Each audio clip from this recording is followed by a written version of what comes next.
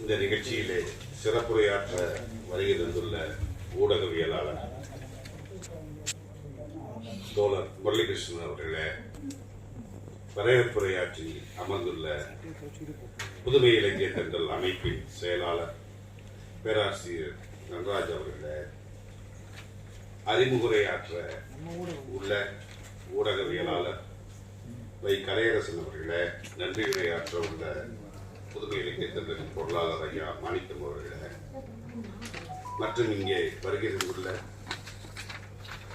புலவர் வெற்றியழகனார் உள்ளிட்ட ஆளுமைகளே, உங்கள் அனைவருக்கும் என் தலைதாழ்ந்த வணக்கம். இன்றைய அரசியலும் பொய் செய்திகளும் என்ற தலைப்பிலே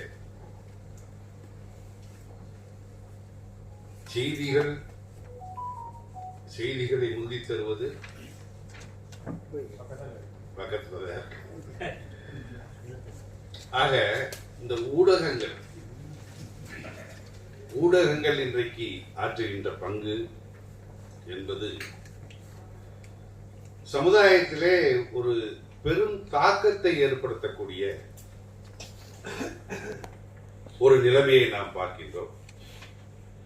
ஊடகம் என்பது அச்சு ஊடகத்தை தாண்டி, காட்சி ஊடகத்தை தாண்டி இன்றைக்கு அவற்றையும்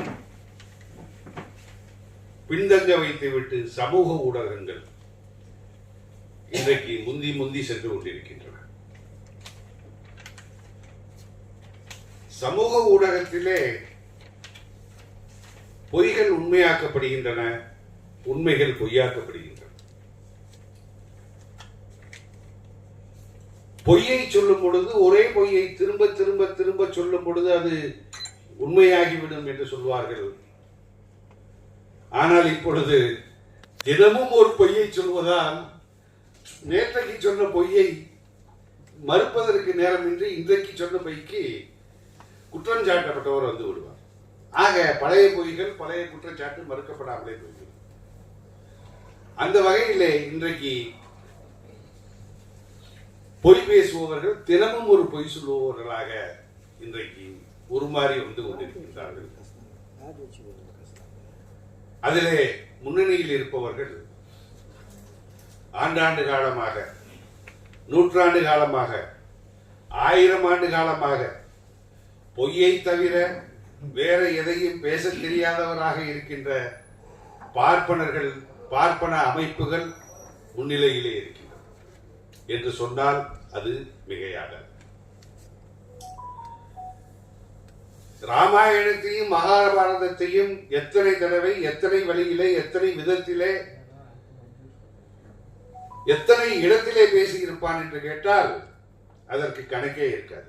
ஆசிரியர் அவர்கள் சொல்வார்கள், ஒரு கருத்தை சொல்லிவிட்டோம், அடுத்த கூட்டத்திலே அதை சொல்லக்கூடாது என்று நினைக்காதீர்கள், திரும்ப திரும்ப சொல்லுங்கள்.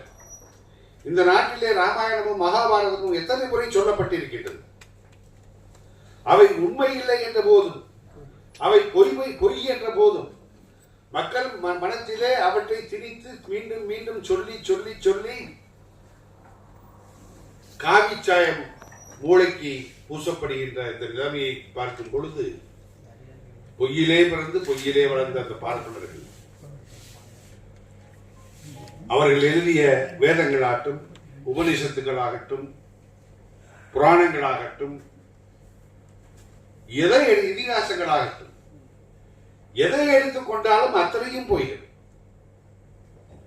பொய்யை தவிர வேற எதுவும் பேச தெரியாத ஒரு இனம் உண்டு என்றால் அது பார்ப்பனர்கள் தான். உண்மையை பேசுறேன், மெய்யை பேசுறேன்னு சொல்லிட்டு ஒண்ணும் இல்லாம போறதுதான் நம்ம.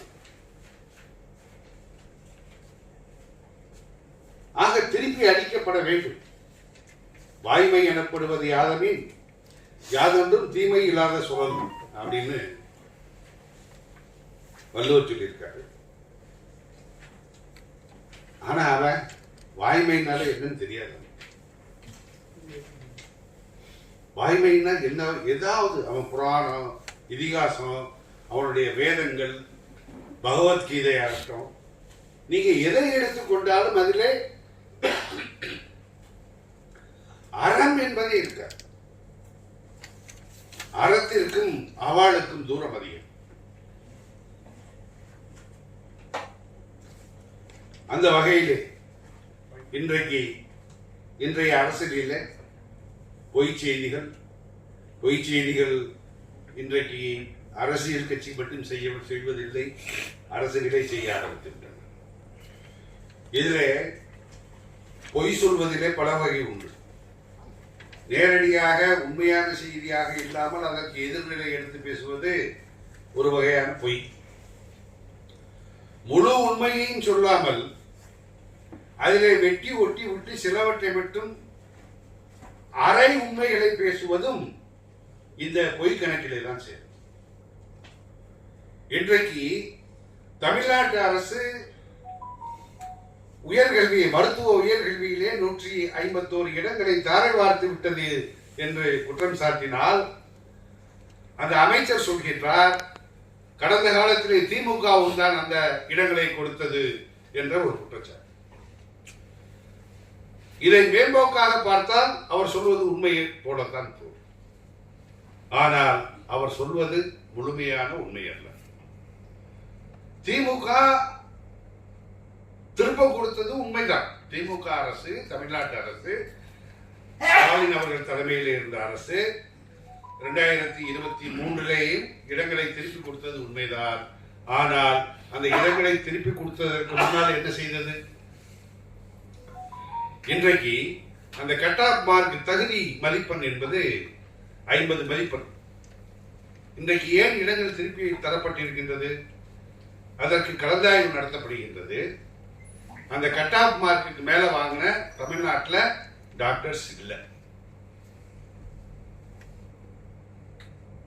தமிழ்நாட்டில் சர்வீஸ் டாக்டர்ஸ் கிடையாது. அப்ப அந்த கட் ஆஃப் மார்க் இல்லைன்னாக்க திரும்ப கொடுத்துறாங்க. அப்ப அதான் கேள்வி வருது, முன்னாடி திமுக அரசு என்ன பண்ணிச்சு? சரி 50 மார்க்கா, யாரும் இல்லையா, சரி அந்த மார்க்கை குறைச்சு அது 20 மார்க் வச்சாங்க. 20 மார்க் வச்சாங்க. குறைச்சு அதுலயும் கொஞ்சம் பேர் போயிடுச்சு, மறுபடியும் இடம் காலியா இருக்கு. அதை 0% வச்சாங்க, அதுக்கும் ஆள் வரல. அப்ப திரும்ப கொடுத்தாங்க. ஆக இவரை சொல்றது உண்மைதான். எத்தனை முயற்சிகளுக்கு பிறகு அதை இட்டு நிரப்ப ஆட்கள் இல்லாத ஒரு நிலையிலே திரும்ப தரப்படுவதற்கும், எடுத்த உடனே 50 மார்க் கட் ஆஃப்க்கு மேல யாரும் இல்லைன்னு திரும்ப கொடுக்கிறதுக்கும் இன்னைக்கு நிலைமை அப்படி இல்லை. காத்திருப்போர் பட்டியலிலே பல மருத்துவர்கள் காத்திருக்கிறார்கள். இதை சொன்னால் அவர்கள் லாவணி பாடுகிறார்கள். ஒரு அரை உண்மையை சொல்லி பொய் சொல்ல வேண்டிய தேவையும் இல்லை. இன்னைக்கு நிலைமையில அரை உண்மையை சொன்னாலே அரை வேட்காடுகளுக்கு போதும், அவர்கள் உடனே ரீல்ஸ் போட ஆரம்பிச்சிடுவாங்க. அப்படி ஒரு ஆபத்தும் இங்கே நடந்து கொண்டிருக்கின்றது.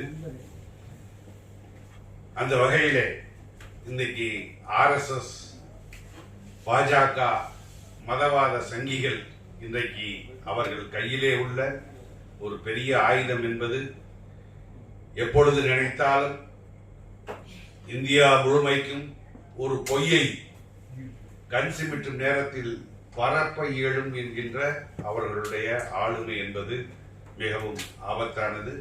இந்த ஆபத்தான சூழ்நிலையிலே நாம் களமாடிக் கொண்டிருக்கின்றோம் என்பதை நினைவில் வைத்து நாம் என்ன செய்ய வேண்டும்? இன்றைய அரசியலும் பொய் செய்திகளும் நமக்கு எந்த வகையிலே தொடர்புடையது? அதை நாம் எவ்வாறு எதிர்கொள்வது? அதற்கு அவர்களை பொறுத்து நாமும் இதே பொய் செய்திகளை பரப்பலாமா என்பது போன்றவற்றையெல்லாம் நாம் விவாதிக்க வேண்டிய ஒரு நிலைமைக்கு ஆளாகி இருக்கின்றோம். அது தொடர்பாகத்தான் இன்றைக்கு இளந்தலைமுறையாக தோழர் முரளிகிருஷ்ணன் வந்துள்ளார்கள். முரளியை பொறுத்த மட்டும் நான் தன்ராசை எல்லாம் படித்து முடிச்சுட்டு வேலைக்கு போயிட்டு ரிட்டையர் ஆகி பென்ஷன் வாங்கிக்கிட்டு அதுக்கப்புறம் நாங்கள் வந்து இங்கே வேலையை பார்க்குறோம். ஐயா கலையரசன், முரளி, நம்ம சுரேஷ் அவங்கெல்லாம் அப்படி இல்லை. படித்து முடிச்சுட்டு தனக்கு ஆதாயம் என்னெல்லாம் பார்க்காம நேராக கட்சிக்குள்ள வருது, இயக்கத்துக்காக வேலை பார்க்குற இந்த கருப்பு மெழுகுவர்த்தின்னு சொல்லுவாங்கல்ல, அந்த மெழுகுவர்த்திகள் தான் உண்மையிலேயே. அது ராஜையாட்டை நான் சொல்லுவேன், நான் அடிக்கடி ராஜையாட்டையெல்லாம் சொல்லுவேன், உங்களுக்கு முன்னாடி நான் நிற்க முடியாதுங்க. அந்த வகையில் தம்பிகள்லாம் அவங்க செய்கிற அளப்பரிய தொண்டு என்பது, இனத்திற்காக தொண்டு என்பது நாம் எல்லாம் அனைவரும் போற்றி பாராட்ட வேண்டிய தொண்டு. அப்படிப்பட்ட தோழர் இங்கே உரையாற்ற வருகை தந்துள்ளார். மிக்க மகிழ்ச்சி. நன்றி. வாய்ப்புக்கு நன்றி. வணக்கம்.